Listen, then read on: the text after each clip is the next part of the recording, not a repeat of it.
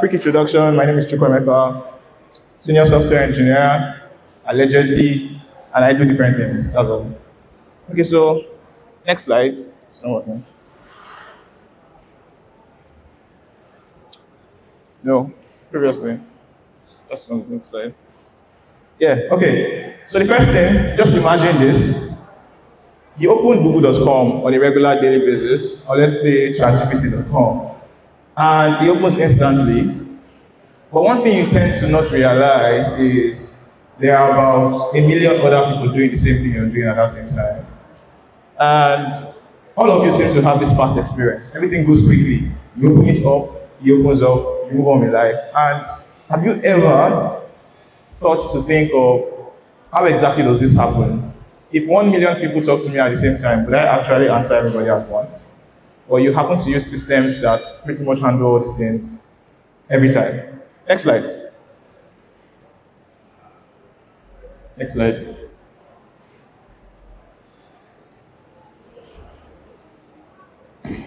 This is not the next slide. I promise.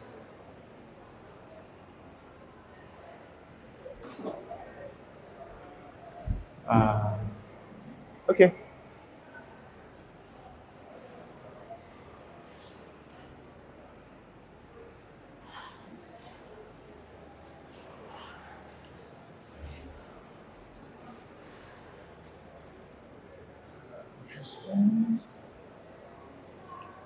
Okay, yeah, so this was the previous slide, so next slide.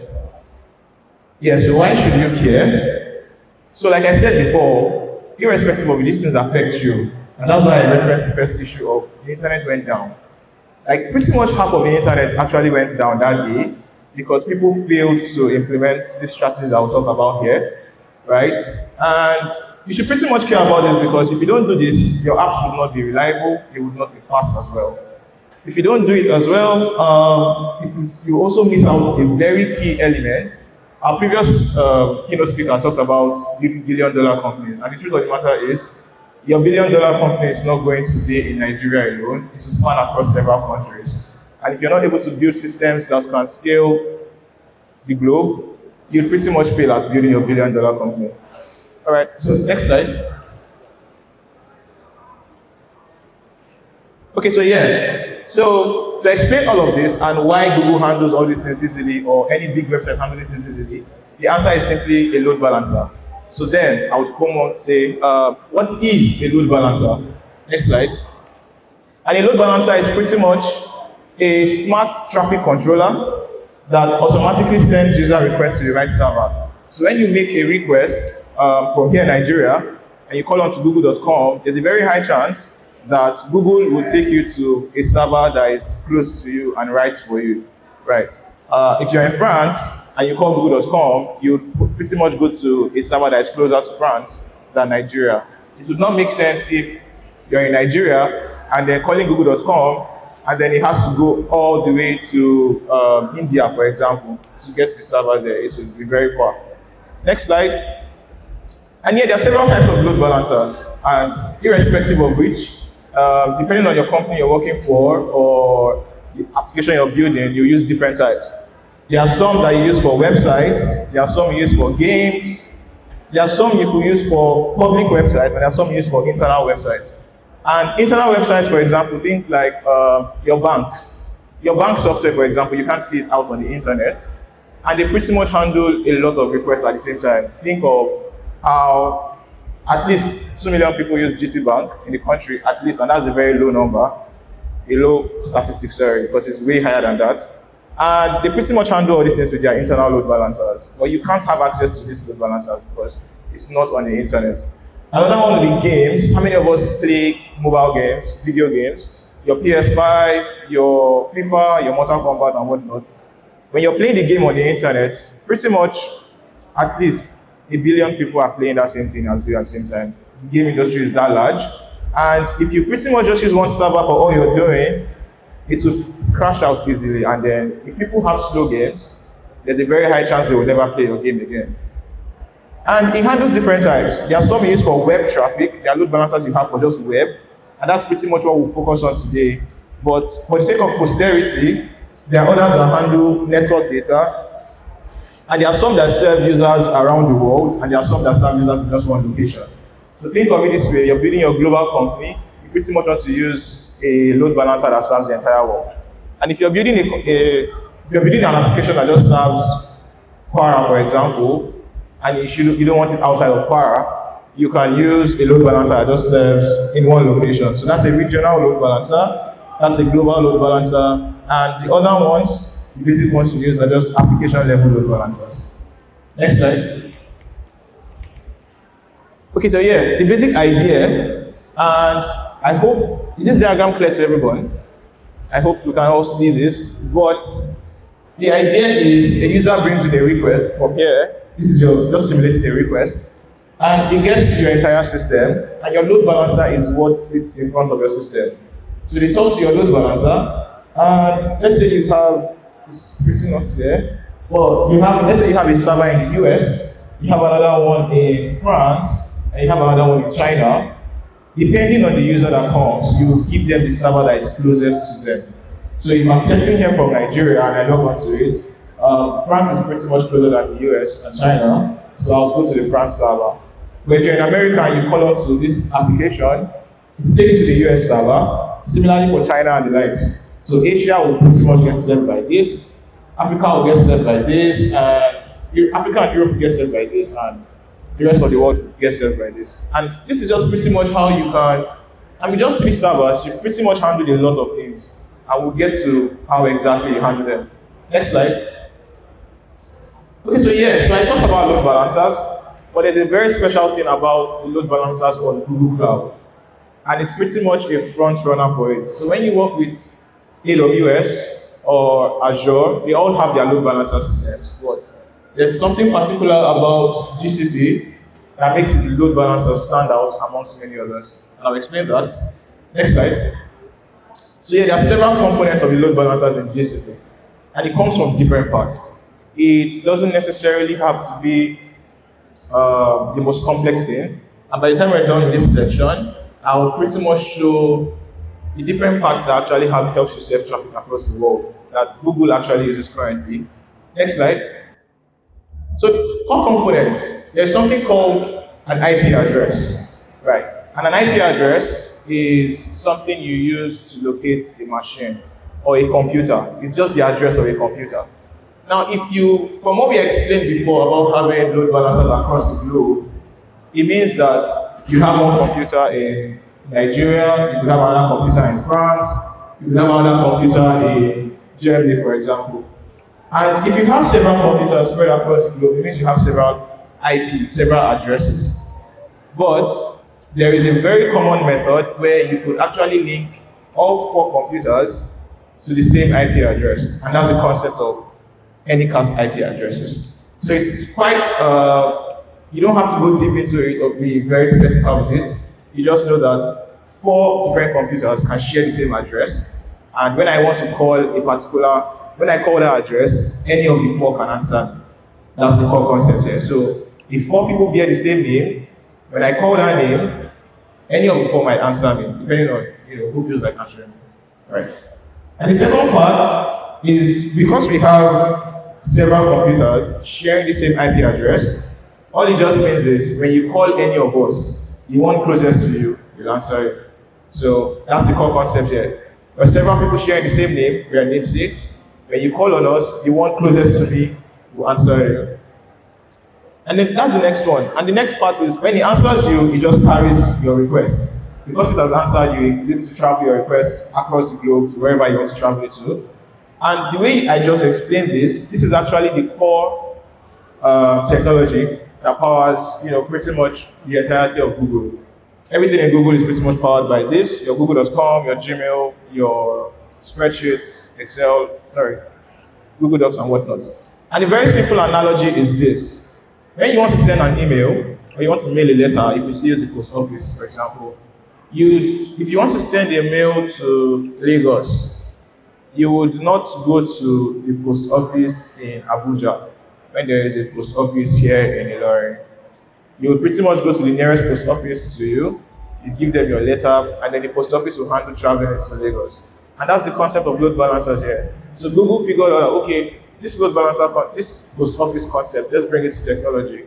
And the closest one to you, I would pretty much give you that, and then I will help you, I'll take it up from there.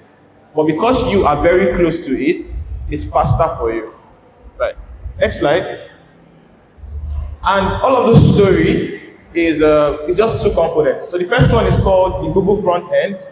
And the front end is pretty much that part that handles the namesake side of things, where I said 4 people can share the same name.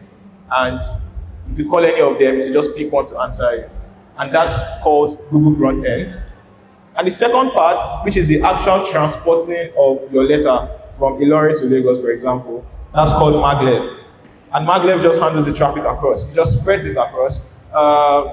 It pretty much does more than that, but because it also handles these things called health checks. So if you bring it back to our post office example, not every post office in every state works. Not every post office in every state works. So you might have some post offices in some local governments that don't work, and then you might have to go to another local government area. And that's what maglev, this health check does. It sees, oh, this particular server in this country is having an issue right now, so let's not use it. Let's use the other servers. And it's a very close example to the internet issue that happened, because when all these applications went down, like 2 Mondays ago, it was just one region that went down.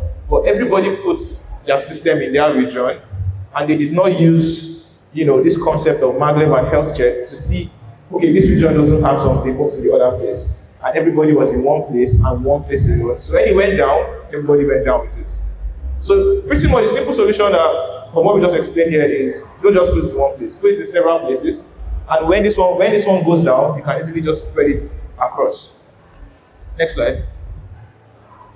So yeah, this is just a diagram. So typically, you talk to your client, your phones or your laptop, make requests to the load balancer. And when you make requests to the load balancer handles everything and takes it to the backend. But when you zoom into this load balancer, and it's just explaining the concept I've said before, you will see GFE, which is Google front end, and it determines the set of load balancers that will handle the request. And after it does that, it forwards it to one of the maglev servers. So maglev A or maglev B or maglev C, anyone closest to you, and that one handles the routing to the backend. And that's pretty much how load balancers work and how they even work across the globe. Next slide. Okay, so yeah, so demo time. So I'm going to show something very quick, and if it does not work, we'll blame 24. Right. So next slide. Okay, so yeah, so the core concept is this. I did something to demo this thing. I placed an application. It's just a very simple DevFest Ilorin application. One is currently in Germany, the other one is in US.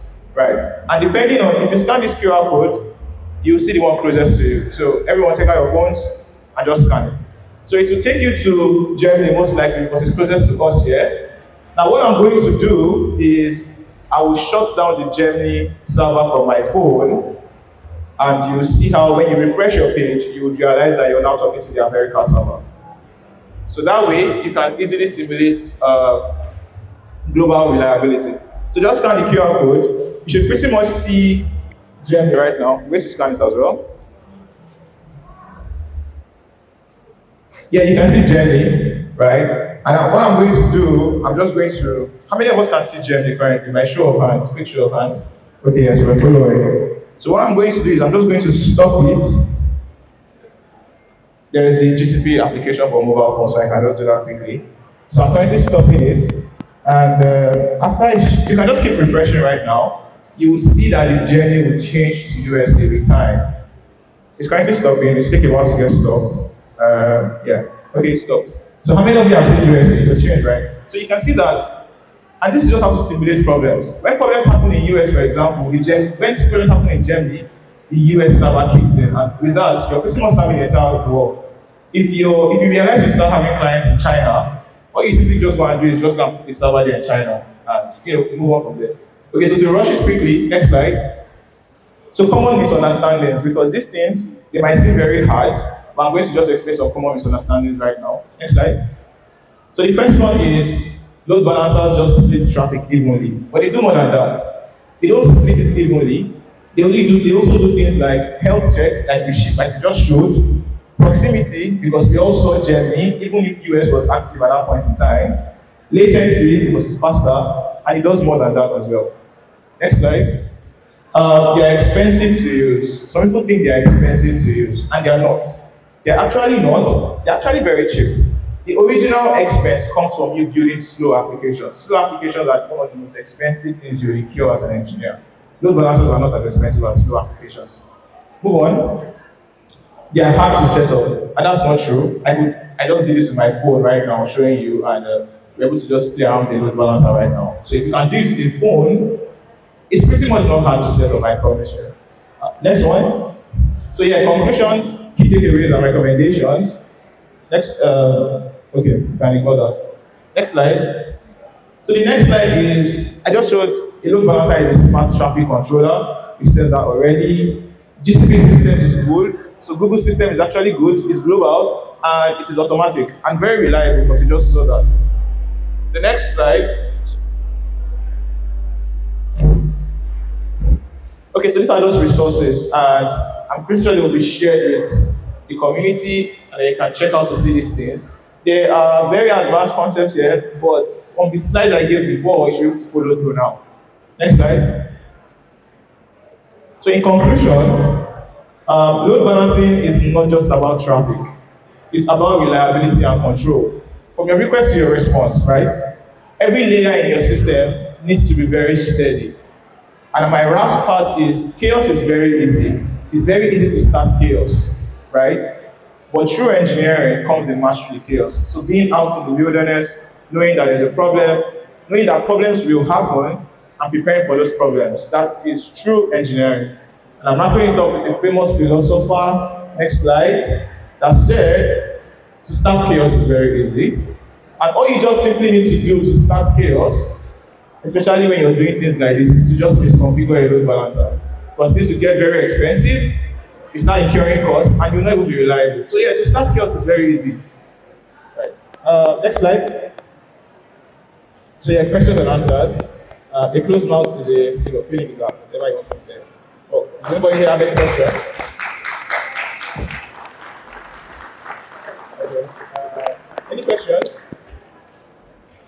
Okay, perfect. That means everyone understood it. So yeah, thank you so much.